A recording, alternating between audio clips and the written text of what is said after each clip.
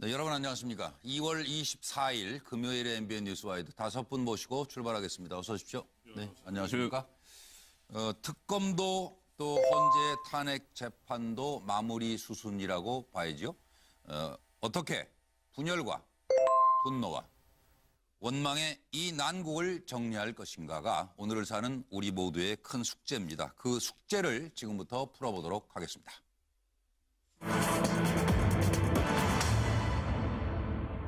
대통령 대리인단의 헌재 흔들기, 헌재 판결 불복 수순인가 하는 얘기가 나오고 있는데요. 제가 한번 판넬로 정리를 해드리겠습니다. 논란을 자초하는 대통령 대리인단 외 서석구 변호사, 헌재가 국회와 선고 기일 교감을 한 거 아니냐, 북한도 같은 주장을 하고 있다. 김평우 변호사, 재판관 8명, 7명이 결정하면 내란으로 들어가요.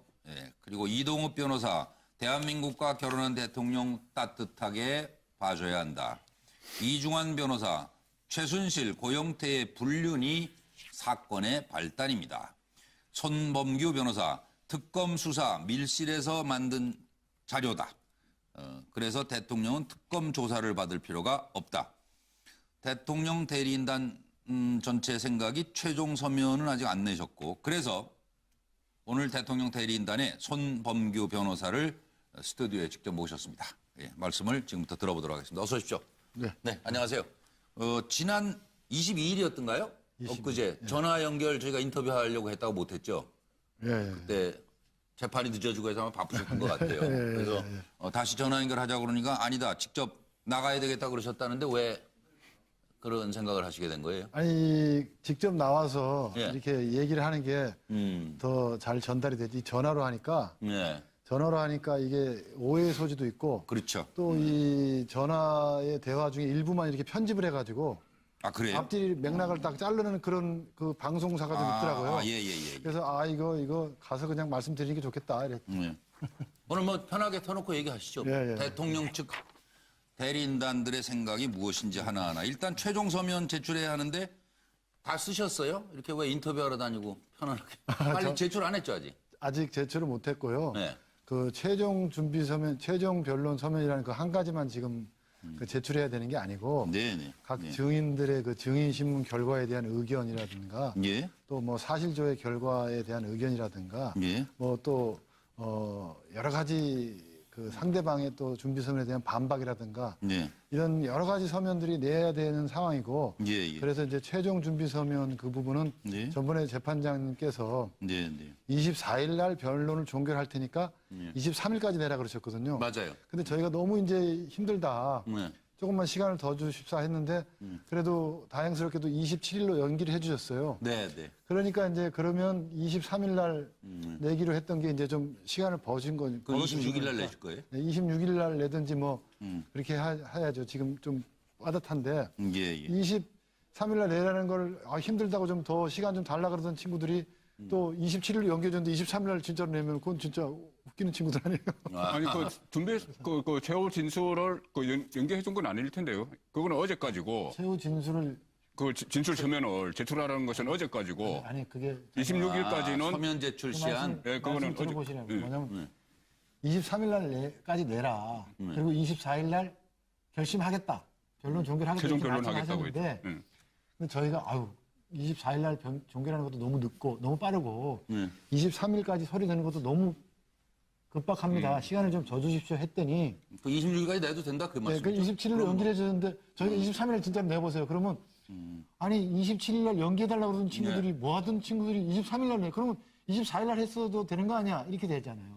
그러니까 빨리 지금 23일 내면 오히려 저희가 알아들었어요. 나쁜 자들이 되는 거죠. 알아들었어요. 그러니까 26일을 내실 거다 그거죠? 26일 날을 내든지 뭐 하여튼 27일 날 가져가든지 하여튼 해야죠. 그러니까 최선을 다해야죠. 그러니까 아까도 못했다 그러셨으니까 안 낼 건 아니다? 안 내면 안 되죠. 안 내면 안 된다? 전체 사퇴하시거나 뭐 그런 일은 없고요? 그 사퇴 그 부분은 이제 저희가 마지막 날까지 그건 그 가능성이 없다고 이렇게 말할 게 아닌 것 같아요. 뭐라고요? 가능성 사퇴 안 한다 이렇게 얘기할 이유가 없는 것 같아요. 그거는 왜 그러냐면 현저하게 불공정한 재판을 만약에 그 재판소에서 그렇게 현저하게 불공정한 재판을 하는데도 예. 그렇게 될 때가 되면 이제 임계점에 달하면 이제 진짜 뭐 쉽게 얘기해서 박차고 나올 수도 있는 건데 예. 그걸 아유 그런 일이 없다 이렇게 스스로 이렇게 얘기를 하게 되면 그럴 필요는 없다. 어떻게 그럼 언제 되면- 박차고 나올 게 27일밖에 없잖아요, 이제. 이제 27일밖에 없을지 네. 또 다른 날짜가 또 있을지 그거는 그때 가봐야 아는 거죠. 우리가 점쟁이가 아닌데. 24일 날 끝낸다고 그랬는데 24일 날 못 끝내고 27일로 왔지 않습니까? 27일 날 또 무슨 일이 일어날지 모르죠. 그걸 지금 우리가 27일 날 있는 상황을 지금 우리가 단정적으로 이렇게 그렇게 얘기하면 제가 이거 지금 뭐- 점쟁이도 아닌데 어떻게 아니, 그러니까 송 변호사님이 일단 현저하게 불공정한 재판이 지금 계속 진행되고 있다라는 이제 생각을 그렇죠. 계속 예, 가지고 예, 계시고 예. 참다 못 참으면 뛰쳐나가겠다. 그러니까 그렇죠. 그거 만약에 그냥 가만히 앉아 있으면 네. 그 불공정한 재판을 합리화시키는데 하나의 그 원인이 돼요. 예를 들면 네. 검사가 막 그 강압 수사를 하는데 변호인이 입회하고 앉아 있다가 아무 이유도 제기하지 않고 도장 찍어주고 나오면요. 네. 그 변호사의 그 입회 때문에 네. 불법 수사가 적법적으로 합리화돼 버린다니까요. 그 그렇기 변호사가 때문에- 그때 마지막 최종 변론에서 그럼 인정하고 나와야 돼요? 예? 최종 변론에서. 지금 법률 걸 잘 모르니까 여쭤보는 건데 끝까지 27일 최종 변론 기일까지 통상의 변론이라면 통상의 사건에서는 그냥 변호사가 변론 마치고 그냥 다 나오죠. 그냥 다 끝내죠. 근데 저희가 이 뭐 총사퇴니 뭐니 이런 말이 자꾸 나오게 된 거는 그 이중환 변호사가 그 중대 결심이다. 중대 결심이라는 얘기 때문에 이렇게 나왔는데 네네. 요컨대 그건 뭐냐면 뭐 그냥 너무 정말 지금 그렇다는 얘기가 아니라 예. 너무 공정성을 해하게 되면은 네네. 그런 데서는 이제 아이고 이제 이건 재판으로 이건 저희가 못 인정할 수 있겠습니다. 없다? 그리고 온몸으로 항의하면서 나오는 것이 네. 그럴 수밖에 없지 않냐라는 거예요. 지금 뭐 그게 뭐 법률적으로 그렇다는 효력이 있어요? 대리인데 나가버리면 헌재가 그냥 최종 변론 끝내고 형이 들어가면 되는 거지. 그럼 그러시는 분은 그러시는 그거 거죠. 그러겠죠. 저희가 뭐 그걸 갖다가 뭐 그렇지만 제가 말씀드린 게 지금 뭐냐면 네. 아까 예를 들어드렸잖아요. 네. 검사가 강압 수사를 하고 불법 수사를 하는데 네. 그 변호인이 입회하는 경우가 많아요. 근데 불법 그런데? 수사, 강압 수사가 있는데도 입회해놓고 가만히 있다가 네, 사인해주고 나오면 그 불법 수사를 합리화시키는 게 되는 거거든요. 그 문제 여기서 그러니까- 정리하고 넘어가죠. 예, 예. 임계점이 오면 아직도 일괄 사퇴 가능성은 남아 있는 것이다. 그렇죠. 그거 안 라고 한다고 이게. 지금 단정할 필요는 없다는 그럼 거죠. 특검 대면 조사는 할 수 없는 거죠 이제. 그거는 제가 네. 저한테 자꾸 그걸 여러 언론인들이 물어보세요. 네, 예. 근데 저는 대통령님의 그 특검의 변호인이 아니거든요. 네. 저는 이제 아. 그 특검 변호인 따로 따로 있어서 있으니까 그분한테 그거는- 물어야 되는데 예, 예. 저의 개인 의견을 자꾸 물으시더라고요. 네, 이제 네. 그건 오늘. 뭐 말씀하실 그래서 필요 제가 없죠. 네. 그 개인 의견을 말씀드린 건데 지금 예, 예. 또 말씀하라 그러면 또 할 수는 있는데 예. 그건 제가 예. 그 권한 있게 유권 해석할 수 있는 문제는 아니에요. 왜냐면 제가 특검 변호인이 아니니까. 예. 아니 그 상식적으로 생각해도 대면 조사 물 건너 간 거죠 뭐 이제 다 끝나가는데. 그래서 저는 상식적으로 네. 대면 조사를 응할 이유가 없다고 저는 생각하는 사람이었어요. 옛날부터. 그거 말씀하시잖아요. 밀실에서 만든 자료라고 특검 수사는. 아니, 다른 인터뷰에서. 아니 그거가 좀 와전됐는데 그 얘기가 그래요? 아니고 그건 잘못된 거고. 그러니까 이런 거 다 해명하세요. 이제. 그 뭐냐 하면 지금 그 아마 들어보셨을 거예요. 네. 저도 아까 집에서 나오기 전에 텔레비를 보니까 네. 특검에서 기소 중지 조건부 기소 중지를 한다고 그러잖아요. 네. 아주 참 희한한 결정입니다. 뭐냐 하면은 대통령이 탄핵이 인용돼 가지고 네. 대통령의 지위를 완전히 상실해 버렸다. 예. 이랬을 때는 이제 특검이 그럼 자 조사하겠다. 예. 뭐 기소하겠다. 예, 예. 뭐 특히 기소죠, 기소. 뭐 구속이든지 뭐 불구속이든지 그렇죠. 기소를 하겠다. 네, 기소를 하겠다. 기소권이 생기는데 네, 네.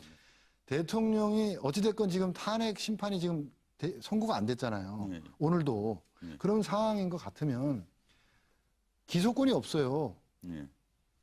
불소추 특권, 헌법에 나와 있는 대통령의 불소추 특권 때문에 예. 대통령이 탄핵 재판이 확정돼가지고 대통령의 신분을 완전히 상실하고 파면되기 전까지는 대통령이기 때문에 기소를 못해요, 어차피. 예, 예.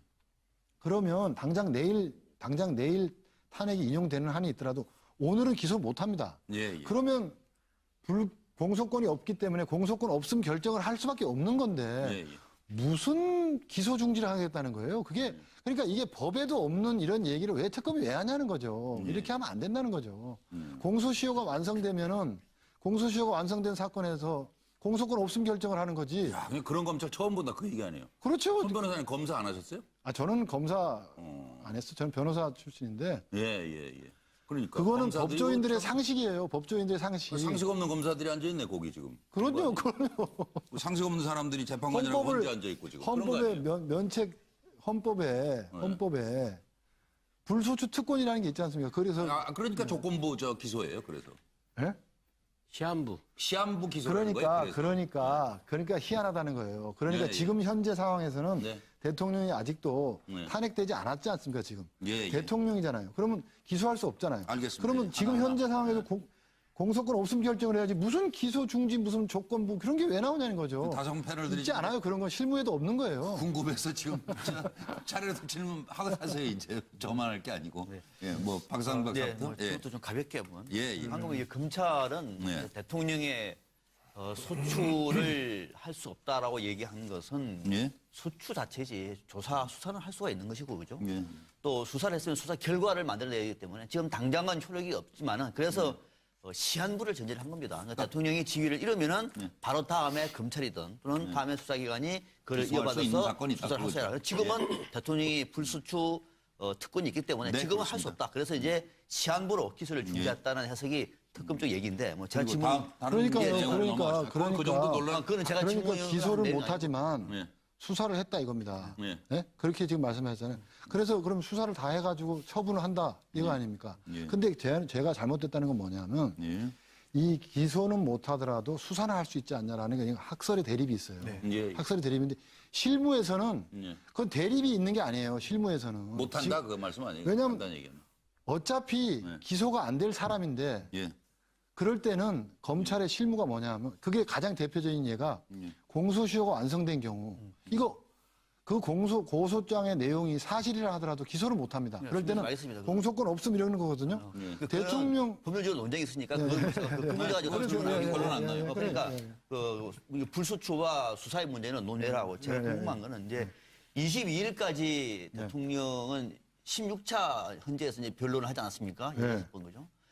아마 손 변호사도 밖에 나가서 대통령 대리인단의 언행에 대해서 아마 많은 얘기를 들을 거예요. 예. 지지하는 쪽도 있고 반대 또 비판하는 쪽도 많이 있지 않겠습니까? 예.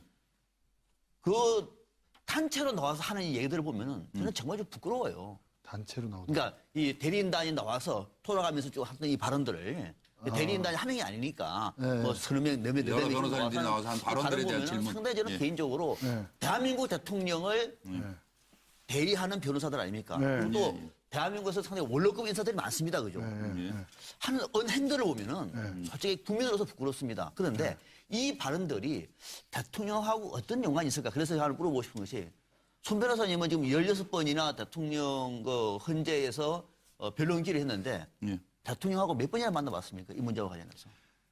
대통령하고 만날 만큼 만났고 아니, 몇 번 정도 만났습니까? 근데 그걸 몇 번이냐까지 이렇게 구체적으로 얘기하는 거는요. 마치 기자한테 예. 취재원을 밝히라고 얘기하는 거랑 똑같아요. 아니, 변호사의 윤리는 아니, 대리인하고 대통령 만나는 거 당연한 거죠. 변호- 그 만나는 게 불법입니까? 아니 변호사의 그건 뭐 존중해 윤리는 주세요. 들어보세요. 예, 알겠습니다. 들어보세요. 예.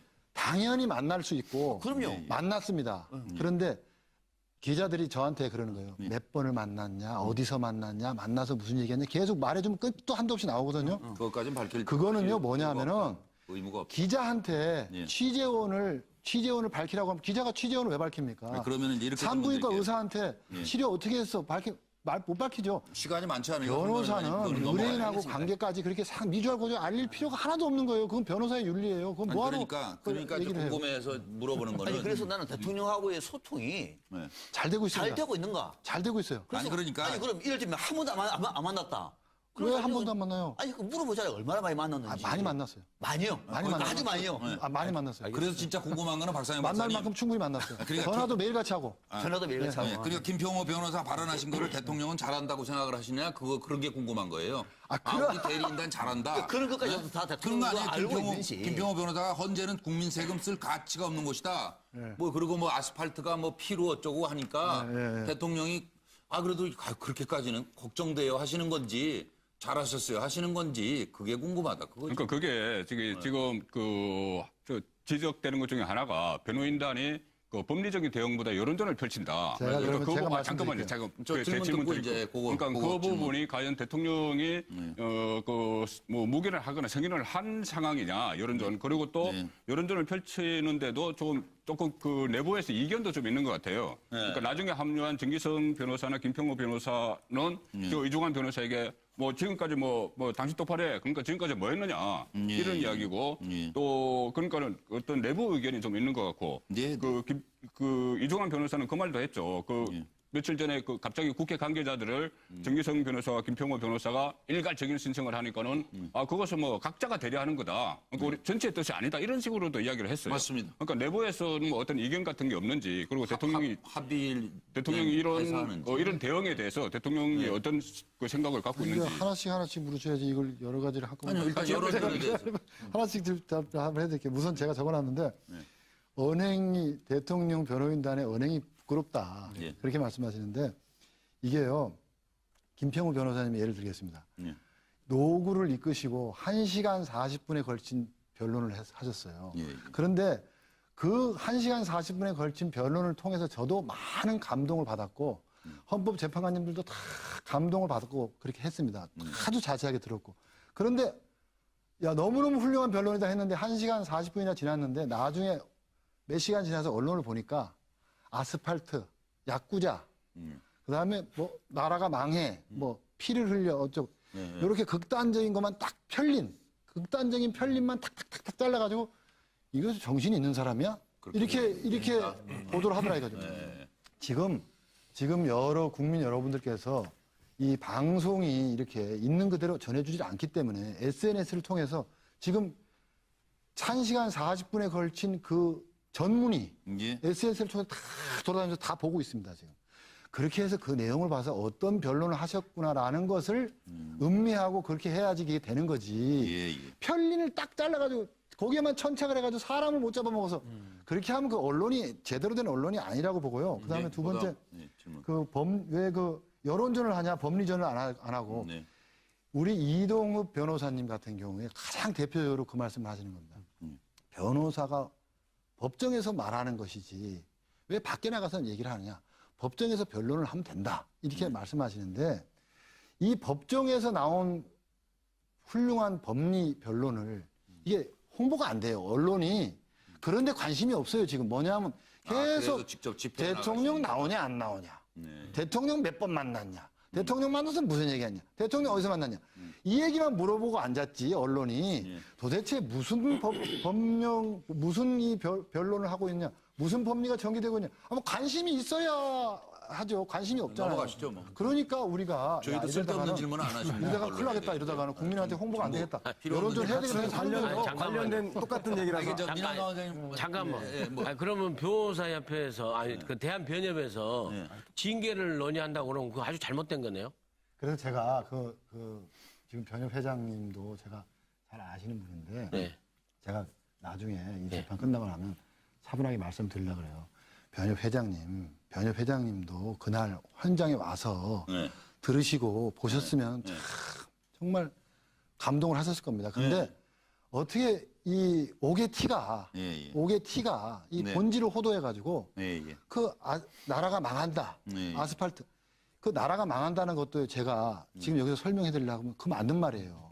왜냐하면 여소야대가 돼서 야당이 좀 세다고 해서 대통령에 대한 어떠한 사실도 확정된 바 없는데 검찰의 의견서 한 장 붙이고 그동안에 언론 보도 쫙 45페이지 붙여가지고 대통령을 우선 기소해놓고 기소가 아니죠. 탄핵해놓고 정치적인 행위입니다.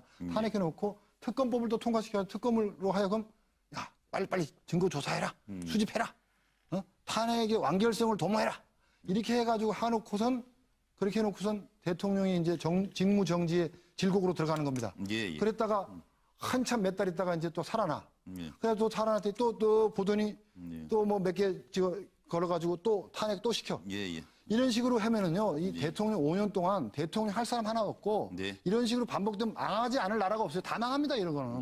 그래서 이거 나라가 망하는 거 아니냐? 이거 변론을 했다 이거예요.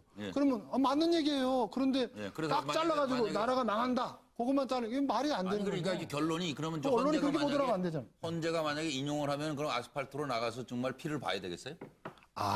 그 부분 해면 제가 이게 또 이렇게 오해를 하고 또 사람을 이렇게 잘못하면 매도할 수가 있는데 저는 변호사이기 때문에 예.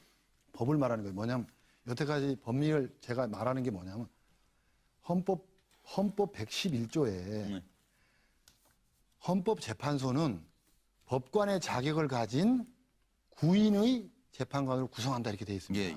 그리고 그 헌법재판소가 탄핵 심판 사건의 심판권을 가지는 것으로 이렇게 돼 있어요. 예, 예. 그리고 6명이 찬성해야 탄핵이 되는 걸로 돼 있고. 네. 그게 이제 구성이거든요. 판결 법원의 구성. 네. 이 구성을 제대로 해놓고 예. 9명으로 구성해놓고 심리는 다만 9명 중 한 사람이 해외 출장 갈 수도 있고 한 사람이 기피당할 수도 있고 하니까 7명이 심리를 하면 된다. 네. 그러나 평의는 평의는 이제 9명이서 해야 해서 된다. 네. 그러므로 9명으로 구성. 그러니까 3대 3이잖아요. 대통령 3, 국회 3, 제 질문은 대법원 그게 3. 아니었어요. 이렇게 해야 되는데 지금 2대 3대 3이란 말입니다.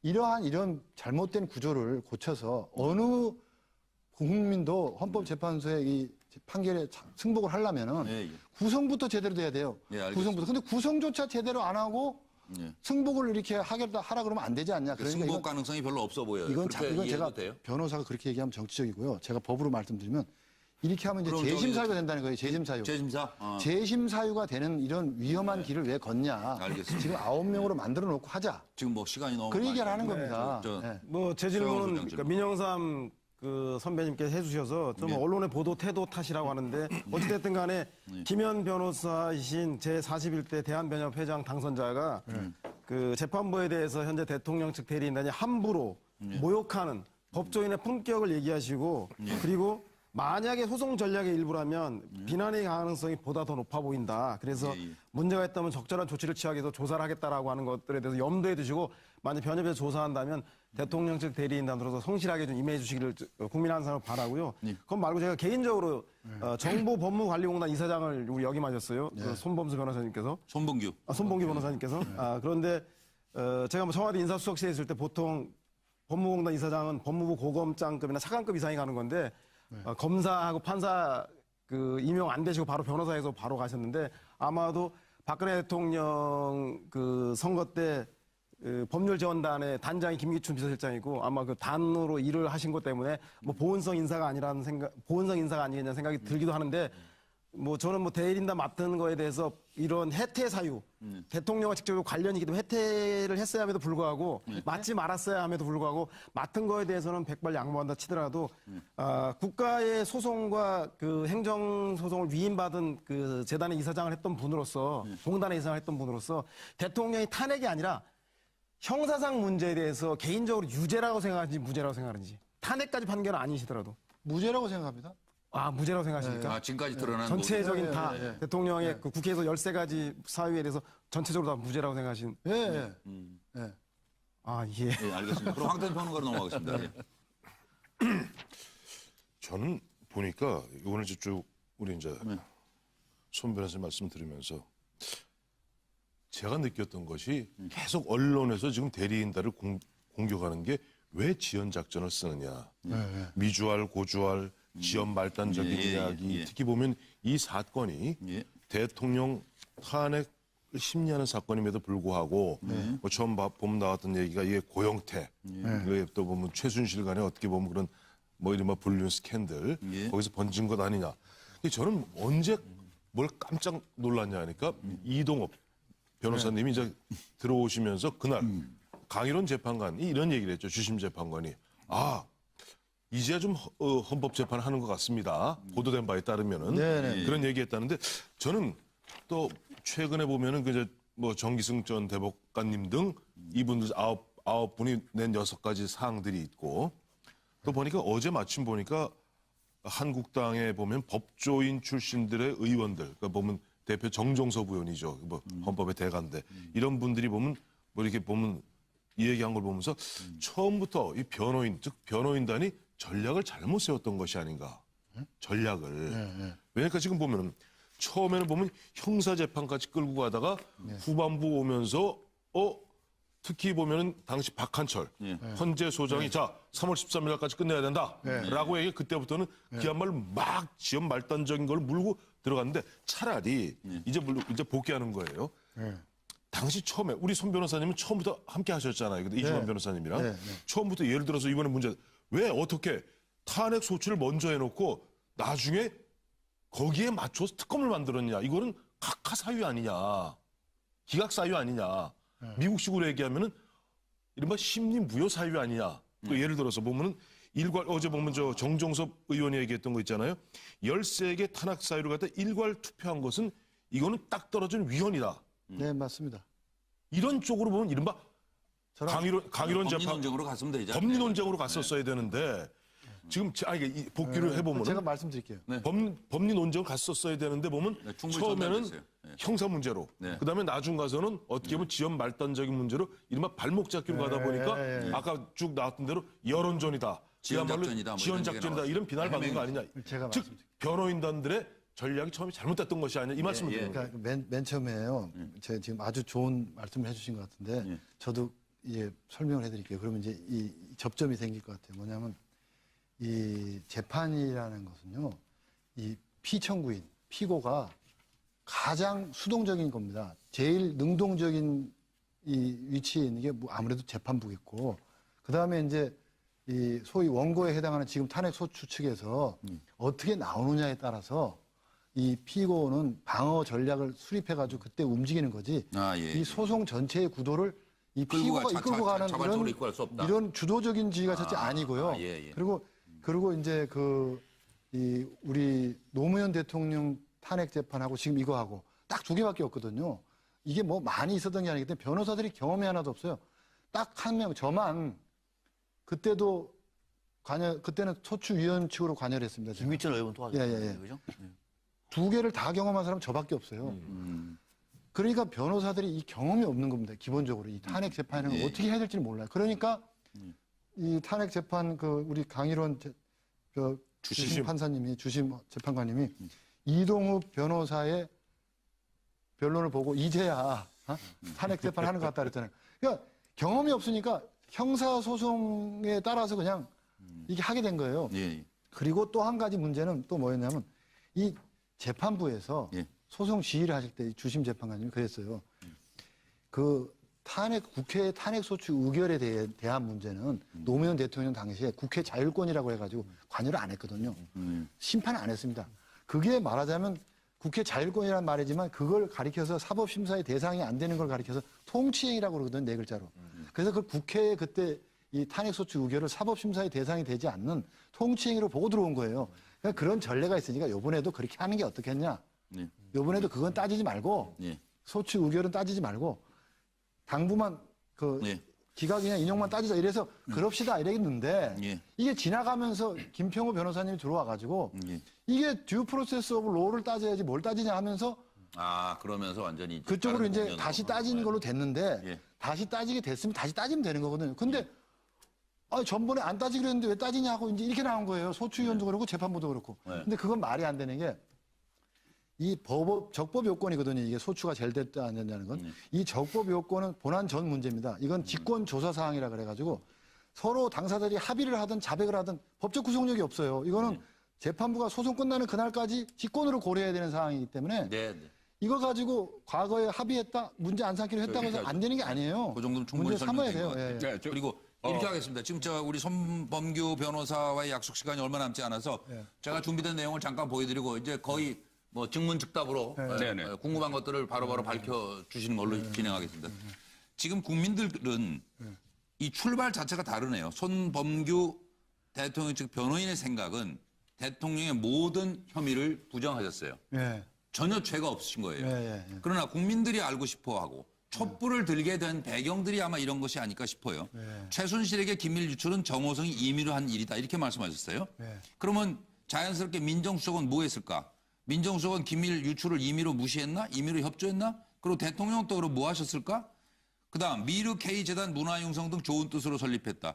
좋은 뜻이라면서 증거인멸 위중지시는 왜 했을까? 이런 의문이 생기고 또 인사나 이런 문제에 왜 대통령은 시시콜콜 개입하셨을까? KD 코퍼레이션 정호성에게 소개받아 추천했다. 청와대 부속비서관이 중소기업 소개도 하나?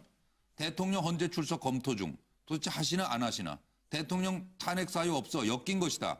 그러면 대국민 사과나 거취 문제에 대해서 왜 거론을 하셨었나? 입장을 바꾼 이유나 배경에 대한 해명이 있어야 되지 않나? 뭐 이런 얘기들이 궁금한 거예요. 그럼 바로 송꼬문 부장님부터 질문하고 답변하고. 저기에 대해서 그 손봉규 변호사님 답변이 좀 들을 필요가 있을 것 같은데. 예, 제가 해드릴게요. 저기서 말씀하세요. 그럼. 그 헌재 출석하나 안 하나 이 부분은 아까 답변을 드린 것 같고 그 다음에 헌재 출석 하나 안 하나 답변이 나왔다고요? 아까 특검 이야기했고 아까 특검. 헌재는 이야기했고. 헌재 출석하나 안 하나 네. 이 부분은 네. 대통령께서 이제 그간에 네. 이 헌법재판 결과가 네. 소송 결과가 어떻게 됐는지 네. 또 증거 조사 결과가 어떻게 됐는지 네. 이 부분에 대해서 쭉 검토를 본인이 우선 해야 됩니다. 본인이 우선 검토를 해야 되고요. 그리고 물론 뭐 동영상도 좀 보셨고 그동안에 보고를 받아왔지만 예. 최종적인 걸 한번 스크린을 해야 되고 예. 그리고 이제 변호인단의 의견도 저희는 3분의 2는 출석하십시오. 예. 3분의 1은 출석하지 마십시오. 아, 변호인단 내에서도 네, 이게 의견이 갈려요. 출석하자는 의견은 저 같은 사람인데 예. 대통령님이 굳이 꼭 변호사들한테 말로 이겨야 되는 건 아니다. 예. 와서 국민에게 진솔하게 설명하면 그 된다. 시간상 결론만 말씀해 주십시오. 이거고 나오십니까 안 나오십니까? 아직 미정입니다. 아직 청와대 답 기다리고 있다 그랬는데 22일에 답 없죠 아직까지? 예, 지금 고민 중에 계시고 저는 그런 것 계속 같아요. 나오십시오 하고 있어요. 예, 알겠습니다. 송건 아까 김평호 변호사 말씀 중에 편리만 떼내서 언론이 그렇게 뭐 왜곡했다는 식으로 말씀하셨기 때문에 저는 언론인으로서 그 부분을 그 짧게 말씀드리면은 네. 이 아스팔트 피 같은 이런 것은 편리는 아닙니다. 그것은 완전 국론을 분열시키는 것이고 네. 그런 부분이 없었다면은 법리적인 문제를 했던 부분이 부각이 됐을 텐데 그런 자극적인 말을 했기 때문에 언론이 그것을 더 큰 문제로 생각을 좀, 했던 거고요. 중요하게 이거, 봤다. 예, 그리고 저는 그 손봉규 변호사를 만나면 꼭 여쭤보고 싶은 게 있었어요. 예. 그 정치인 출신이지 않습니까? 18대 국회의원 하셨고 지금도 당협위원장이고 18대 때 친박이었죠. 그런데 그때 뭐 그 모심과 아시론 그러니까 대통령과 있을 때 나는 모심이라고 생각하고 아치라고 생각하면 편하다 이렇게 말씀하셨는데 그게 친박계의 일반적인 생각이었고 그렇기 때문에 그런 그 친박계의 그런 대통령에 대한 태도 이런 것이 결국은 지금 사태를 볼 이렇게 단초가 됐다고 보거든요. 예. 어떻게 뭐 친박계가 지금 사태의 한 원인이 됐다고 생각 안 했어요? 친박계도 가장 큰 책임이 있고 국회의원들도 전원 다 대통령과 국정을 함께 책임지는 존재고 대통령만 혼자서 책임지는 문제가 아니고 세월호 같은 예만 들어도 모든 책임이 세월호 사고가 모든 책임이 대통령에게 있다는데 국정을 같이 하는 국회의원들은 그날 뭐 대통령에게만 했습니까? 책임은 물을 일은 아니다. 그거죠? 국회의원들은 뭐 했습니까, 알겠습니다. 그날? 그걸로 답. 그리고- 민현상 원장님 짧게 뭐 한 10초 정도씩만 질문 답하고 예스 노로 듣고 끝나는 게 낫겠어요. 그러면은 이게 그 형사 재판이 아니고 예. 일종의 공무원의 징계 절차잖아요. 예. 예? 그러면 대통령 파면할 필요 없네요? 대통령을 파면할 필요가 없어. 탄핵을 인용할 필요가 없다고요. 그렇죠. 이 사건이 대통령을 그러면 파면할 만큼의 국민 80%가 잘못 생각하고 있네요. 그거는 제가 말씀드릴게요. 예. 대통령이 탄핵돼야 마땅합니까? 하면 80%가 나오지만 예. 이거를 있는 그대로 헌법재판소의 판결대로 이렇게 물어보는 겁니다. 예를 들어서 대통령이 직무집행을 하시면서 헌법과 법률을 중대하게 위반해서 대통령직에서 파면될 정도에 이르렀다고 생각하십니까? 이렇게 물어보면요. 제 생각엔 절대 80%안 나옵니다. 네, 그걸로 된 것 같고요. 다음 분. 묻는 거에 질문 따라 있으시면. 다릅니다. 예. 질문 없습니까? 저요? 예. 질문 있으면 짧게 질문 답변 하실 기회를. 자, 지금 이제 또 그 대통령이 탄핵 전에 하야한다는 그런 얘기가 지금 나오고 있어요. 예. 여권에서 그죠? 예. 그 가능성. 가능성이 있습니까? 전혀 없습니다. 전혀 없는데도 그거를 자꾸만 그렇게 바람을 집어넣어가지고 이 어떤 혼란을 가져온다든가. 바람을 치고 넣는 사람에게 좀 따끔하게 대린단에서 그런 말 하지 말라고 좀 하세요. 그 주로 여권에서 나오는 그건 뭐 발언인데 어쨌든. 근데 그것이 국민을 더 힘들게 해요. 그러니까요. 제가 말씀드린 거는 저는 지금까지 당협위원장이기 때문에 여권의 일원이지만 여권 좋아하지 않습니다. 왜냐하면 특히나 이 탄핵 사태를 초래하는데 야당하고 같이 동조했던 그 사람들, 배신한 사람들, 저는 싫어하고요. 그 사람들 저는 국회의원들이 저는 이제는 국회는 여야가 있는 것이고 국회는 국회의 판단을 하는 것인데 탄핵 전에 대통령은 하야 가능성 전혀 없다. 네, 그럼요. 네, 알겠습니다. 예. 변호인단과 VIP 간의 통로로 알려져 있잖아요. 손 변호사께서. 그런데 자진할 가능성 없다고 하니까 그렇게 네. 알아두시고 그럼요. 믿어야죠. 마무리해도 되겠어요. 아니, 그 사실은 우리 박선일 박사 이야기 제가 피날레를 멋있게 한번 하려고 어머나. 그거였어요. 칼을 갈고 있었는데 뺏겼어요. 지금 지금 뭐 시간이 다 돼서 나가셔야 가야 된다고. 되는데, 예, 그리고 접점이 생길까 하는 의문이 저는 들었어요. 손 변호사님 모시고 지금 쭉 얘기하면서 조금만 더 말씀 접점이 생길 수 있을까? 나눌 수 있으면 또 불러주시면 저를 또 불러주시면 접점이 얼마든지 있다는 걸 논증해 드리겠습니다. 예, 그러나 시간은 가고 있고 내일 또 대통령도 불러주세요. 내일 또 불러주시면 중요하지만 제가 말씀드릴게요. 국민이 더 중요한 것 아닌가 하는 생각에서 책임 있는 지식인으로서 그리고 정당 활동도 하신 분으로서 촛불을 든 국민들에게 아마 하고 싶은 말씀이 있지 않을까 싶은데 말씀할 게 있으면 뭐 최종 변론이라고 그럴까? 말씀 기회 드리겠습니다. 가셔야 되니까. 지금 저도 아까 그 기자님 말씀에 답을 하면서 같이 하면 네, 그러세요. 이 김평우 변호사의 모든 이 변론의 요약은 그겁니다. 뭐 아스팔트가 뭐 피가 흐른다 이런 게 다 뭐냐면 이 탄핵 재판을 인용을 하도 네. 반대하시는 분들과 국민이 화합하기 어렵고 그러게요. 또 기각을 해도 탄핵을 원하시는 분들이 참 이게 하기가 어려워요. 예. 서로가 너무나 이게 멀리 떨어져 있고 극한 그러니까 대치죠. 예. 그러니까 이렇게 예. 엉성하고 동물적이고 감정적이고 잘못된 탄핵을 소추를 의결한 예. 국회의 잘못을 묻는 겁니다. 그게 바로 각하입니다. 예. 탄핵 심판의 기각도 아니고 인용도 아니고 각하. 이렇게 각하를 하면 그래서 이걸 결자해지죠. 국회에다가 다시 떠넘겨 버리면은 네. 이거는 국회의 잘못이 예. 백일하게 드러나고 국민들이 그렇게 되면 불만이 없으세요. 그런데 그러한 변론을 하게 되면 우리 국민은 전부 다 하나가 됩니다. 예. 그렇게 결론이 나면 그 말씀을 드리고자 합니다. 인용이 될 경우에는 승복하기 어렵다 그런 말씀으로 이해가 되겠습니까? 그거 제가 아까 말씀드렸잖아요. 네. 승복한다 안 한다 그런 얘기는 정치적이니까 변호사가 할 얘기가 아니고 예. 지금 이대로 가면 9명으로 구성되지 않았기 때문에 재심 사유가 된다. 예. 그리고- 재심이라는 건 확정돼도 판결이 효력이 부정되는 거예요. 재심에서. 그리고 처음에 얘기하신 거 다시 한번 확인하는데 27일 날에도 헌재가 현저하게 불공정한 재판을 계속한다. 최종 변론에서. 그러면은 변호인단 사퇴도 아직 살아있는 카드다. 그렇습니다. 네, 그 말씀으로 네, 네. 알겠습니다. 근데 합의체예요? 따로따로 하신다고 그러던데. 그런 거는 합의해요? 각자 대리가 각자 나가고 원칙에- 어떤 사람은 남아있고 그런 거예요? 전번에도 아니면 그날 기피 신청할 때- 전원 사퇴다 그러면 그건 합의해서 하는 거예요? 그거는 합의가 돼야 돼요. 그건 전원 합의가 사퇴를 돼야 된다? 하려면. 예, 알겠습니다. 오늘 긴 시간 감사합니다. 대통령 대리인단의 손범규 변호사였습니다.